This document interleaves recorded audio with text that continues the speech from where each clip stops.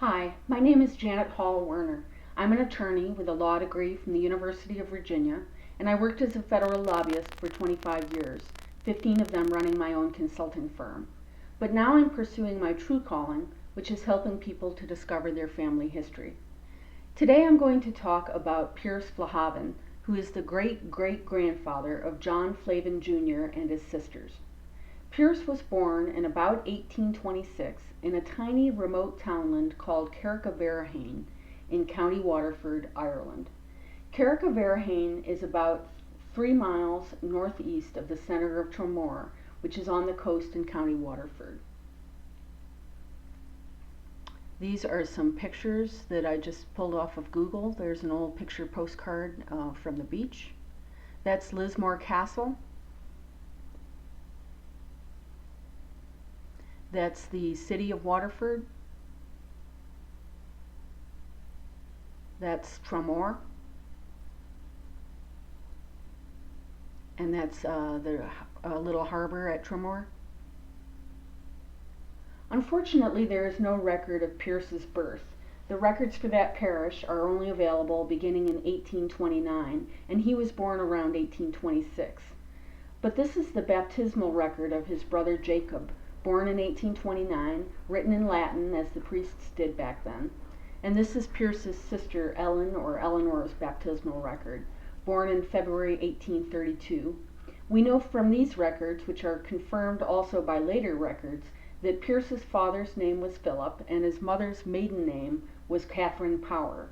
And Power is a very common name in that part of Ireland.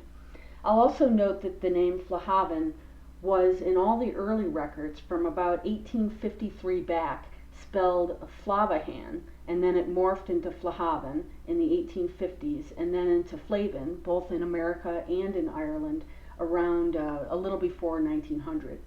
But it's not surprising that there was inconsistency in spelling and even in pronunciation, since records were written in English while the people's language was Gaelic. Now I want you to imagine for a few minutes that you're Pierce, and you're living in Carrickaverahain. You're Catholic, of course, and you walk every week, perhaps more often, to your local church. Unfortunately, your church is not still standing, but it probably looked a lot like this church, which was built during that time period. The year is 1836, and you're about 10 years old. Perhaps your family looks like this.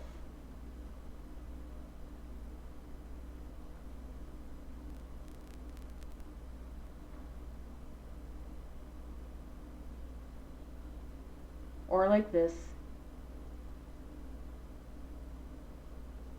or like this. Your father Philip is a small farmer, farming about 23 acres. You have at least 3 siblings, probably several more. We know of Ellen and Jacob, and another brother named Maurice. A series of reports written in the mid to late 1830s describes in detail some of the counties in Ireland. Unfortunately, County Waterford was not covered, but the reports are instructive as to how the peasant class lived back then. A typical passage in one of the reports states as follows. Under a section called Habits of the People, the report states, quote, "Their habits are bad, being very much addicted to whiskey and party fights. Their houses are of limestone, but very little of it is expended in whitewashing the cabins, either inside or out. The cow, horse, or ass lives in the same room with the family, and dirt and filth are the common characteristics of their dwellings. In this state of things, some drag out existence for 100 or more years. They do not marry very early," unquote. Now remember, this was written by an Englishman, and it's clear that the English held nothing but contempt for their Irish subjects. But it's probably accurate in terms of the content. You have to remember what the Irish were up against, though. Catholics were not permitted by law to own land in Ireland until the late 1700s, and Ireland was essentially still operating under a feudal system of land ownership, where Anglo-Irish landlords owned the land and leased it out, often to a mid-tier person who subleased it, down to the Irish peasant who had to pay a high rent for the privilege of farming the land. Then the peasants were taxed by the British Crown, taxed by the Anglican Church, the Church of England, which they did not attend, and if they were Catholic, which the vast majority of the peasant class was, they were also taxed by the Catholic Church. It's no wonder that they drank. They would have paid their taxes in the potatoes they grew, the eggs laid by their chickens, the pork produced by their pigs. So it's 1836 and you're about 10 years old or so. Some tiny schools exist in Ireland at this time, but they are not well attended, and there are none within walking distance of where you live, so you do not go. But you do speak both Irish or Gaelic and English. You don't know how to read or write, and you will never learn. Now fast forward about 9 years.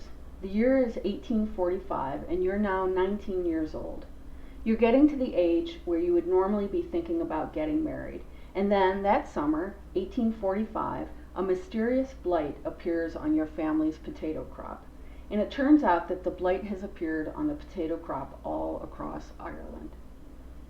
The effect of the blight was devastating, and about 1/3 of the potato crop was lost that summer. The British government responded to the crisis initially by buying Indian corn from America and providing it to the peasants. They also opened some soup kitchens and began some public works projects.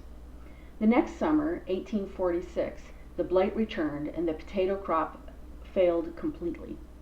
And importantly, a new Whig government was elected in Britain. The Whigs held strongly laissez-faire principles of government and wanted the Irish to stand on their own. Viewing the crisis as the responsibility of the landlords and the poor law system, they actually reduced grain imports into Ireland and closed down the soup kitchens and the public works programs. Furthermore, they had for a very long time wanted to shake out the backward agricultural system that operated in Ireland. The crisis was viewed as the natural result of that broken system and also an opportunity to fix it. One can't ignore as well the religious overtones that were evident in the British response to the crisis.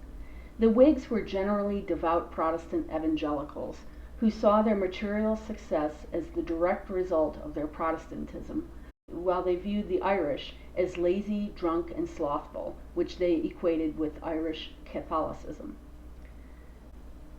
The next summer, 1847, the blight did not return, but the peasants had planted so few potatoes because they had eaten their seed potatoes instead of planting them after the crop failure the previous year. 1847 was called Black 47. People were now dying of starvation and the diseases caused by starvation, namely typhus and relapsing fever.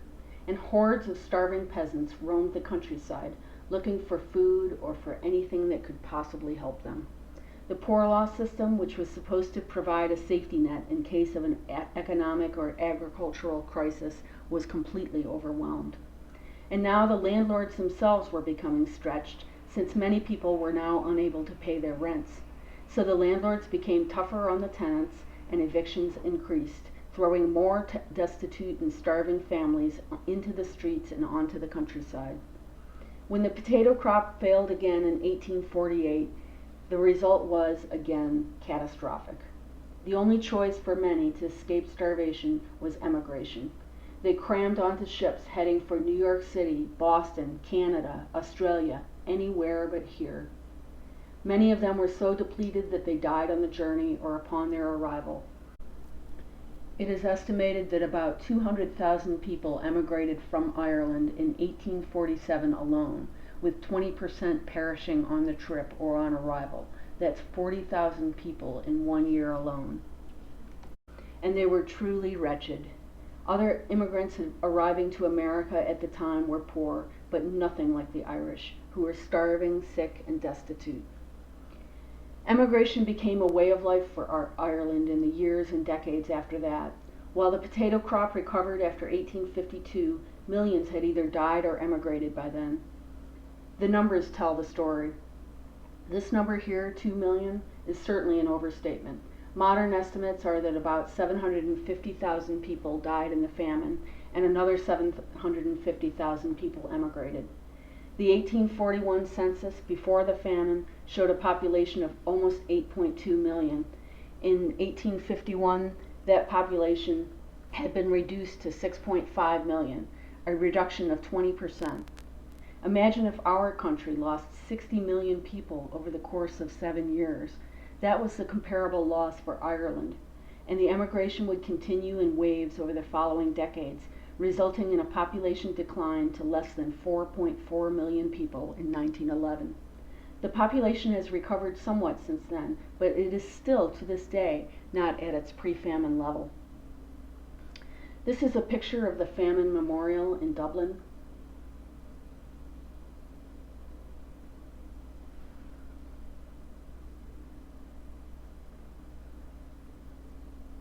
Very striking.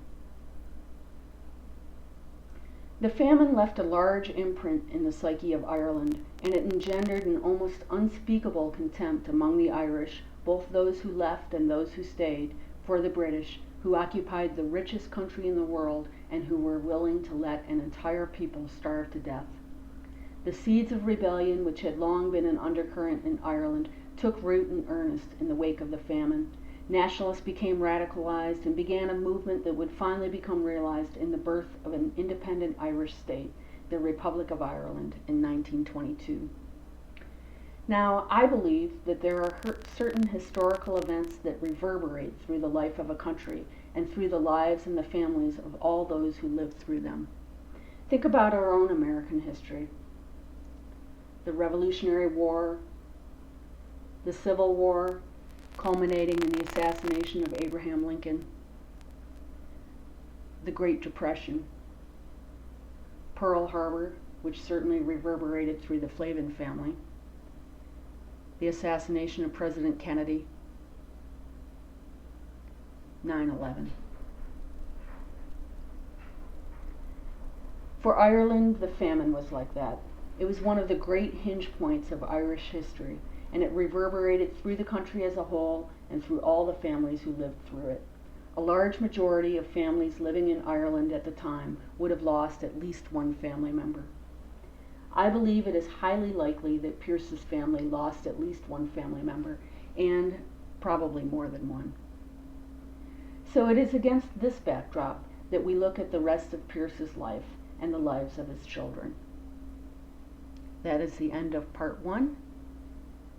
Please join me for part 2.